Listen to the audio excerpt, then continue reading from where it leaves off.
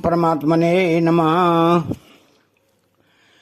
जो राज्य और प्रशंसा के लोभ से युद्ध में आए हैं और जो सांसारिक संग्रह और भोगों की प्राप्ति में लगे हुए हैं, ऐसे पुरुषों का विराट रूप में पतंगों के दृष्टांत से प्रवेश करने का वर्णन अर्जुन आगे के श्लोक में करते हैं।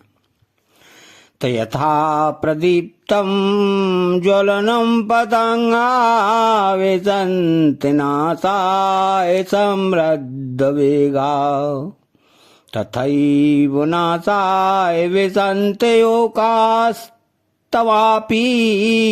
वक्त्राणि समृद्ध वेगा।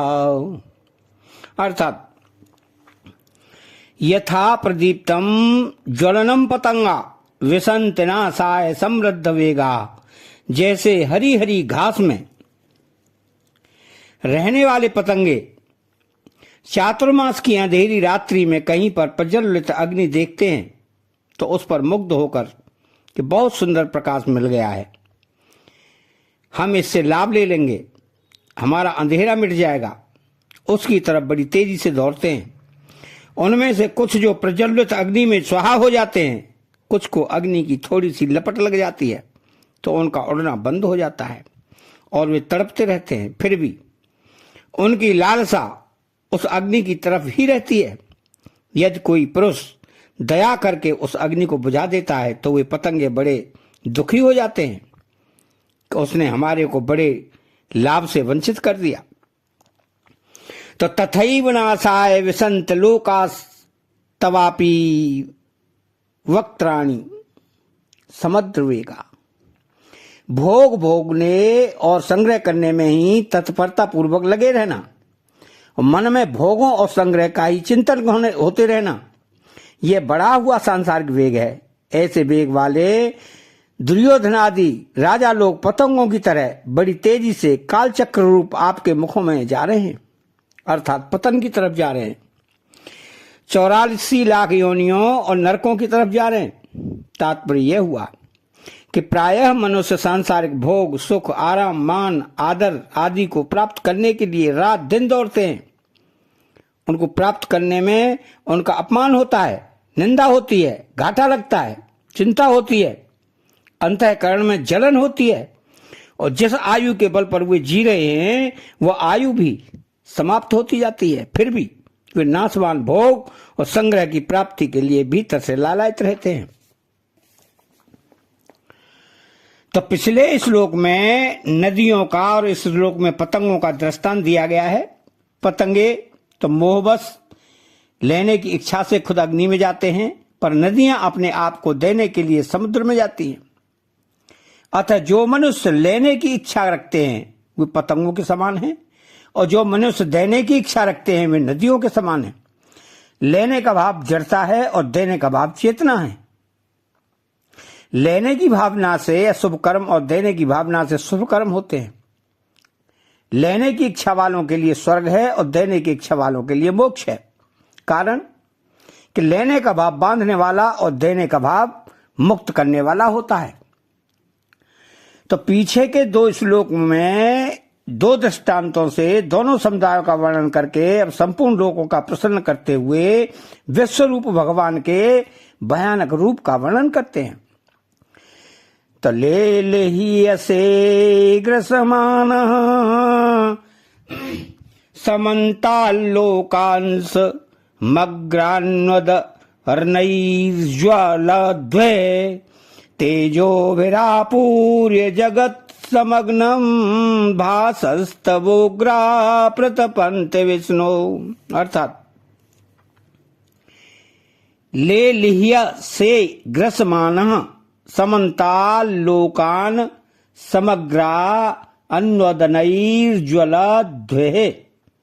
आप संपूर्ण प्राणियों का संहार कर रहे हैं और कोई इधर उधर न चला जाए, इसलिए बार बार जीभ के लपेटे से अपने प्रज्वलित मुखों में लेते हुए उनका ग्रसन कर रहे हैं। तात्पर्य है कि काल रूप भगवान की जीभ से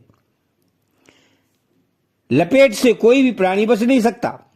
तेजो भिरापूर्य जगत समग्रम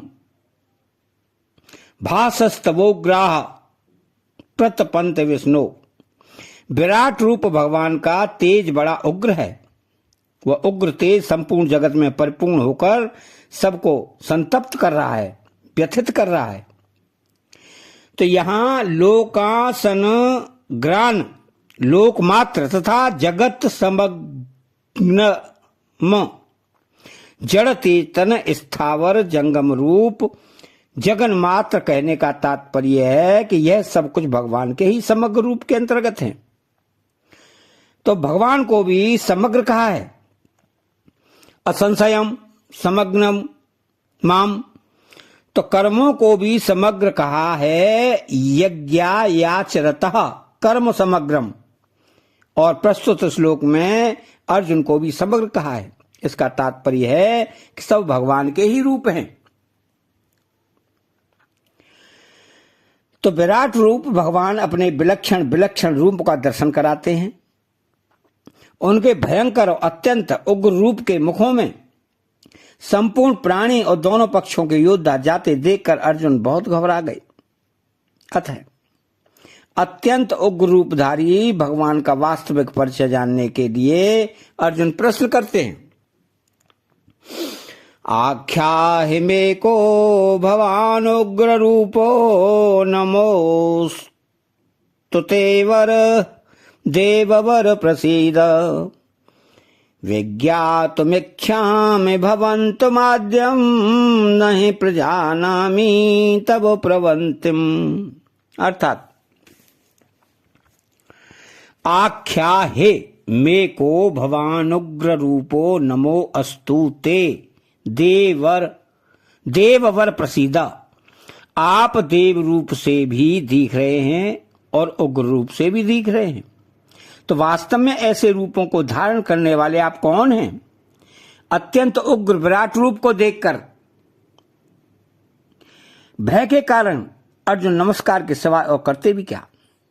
तो जब अर्जुन भगवान के ऐसे विराट रूप को समझने में असमर्थ हो गए, तब अंत में कहते हैं कि हे देवताओं में श्रेष्ठ, आपको नमस्कार है।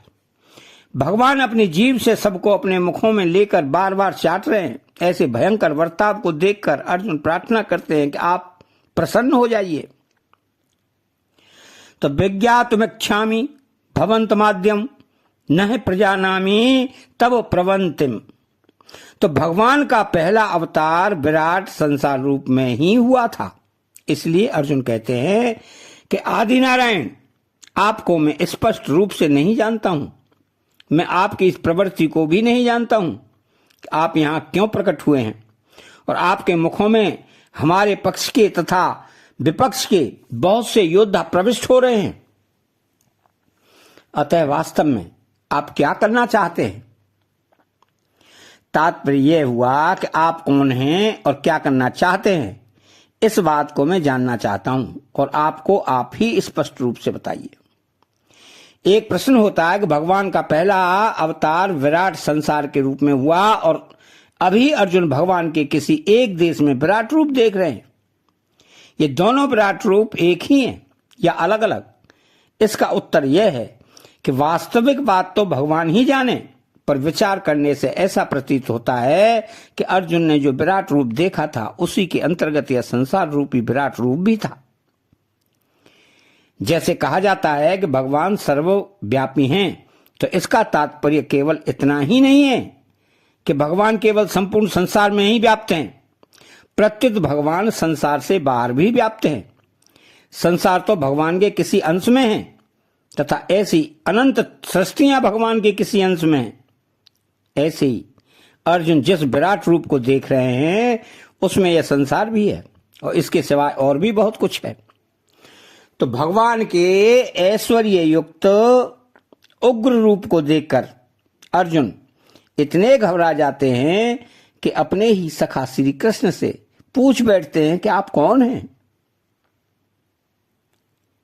अतः चैनल को सब्सक्राइब करें, बेल आइकन घंटी को दबाएं और कमेंट बॉक्स में जय श्री कृष्णा लिखें। बोलो जय श्री कृष्णा।